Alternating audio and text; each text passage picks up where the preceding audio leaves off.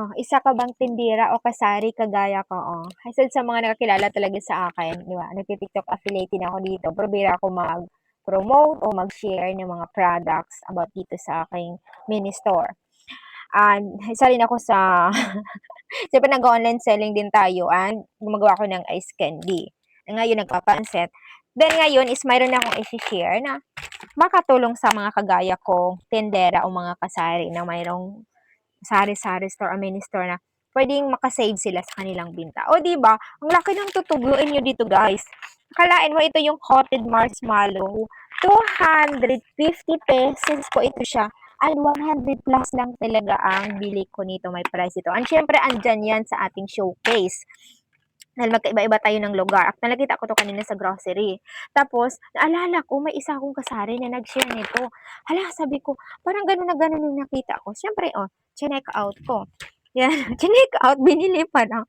Ito talaga parating yung siyempre binili ko, tapos binasa ko muna. And maganda guys, dahil ba ito, 250 pieces, tapos mayroon na siyang expiration date dito, it's May 25, 2027 pang expiration. Kahit ibinta mo ito ng tig piso-piso, ang laki na ng tutubuin mo nito. Lalo pa ngayon, wala nagpipiso kasi ngayon guys, yung candy dito sa akin, it's 3-5 na talaga. Alam niyo, sa iba-iba, kaano tayo ng lugar, pero yun na talaga yung mga presyo ngayon, unlike before, na mayroon talagang tig piso. Pero ito, dahil nawan ako sa mga bata, nag ano ako nito, dahil nakita ko din sa grocery catch, binili ko na. Siyempre, mayroon ako dito ding jelly is, hindi ko na lang pakita sa inyo.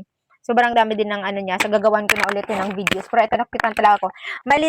Maliban sa malaking tutubuin mo dito, mapakinabangan mo pa. Ang cute kasi ng kanyang jar. Ganito kasi yan. O, diba? Siyempre, hindi ko mahinahawakan. Ito, no, gumagamit ako ng plastic pag inaano ko talaga pag bumili yung mga bata. O, diba? Ang cute. O, diba kung ikaw, may sari-sari store, mini store kagaya, nare-recommend ko talaga sa'yo kung gusto mo talagang mas malaki ang tutubuin at mas makasave ka.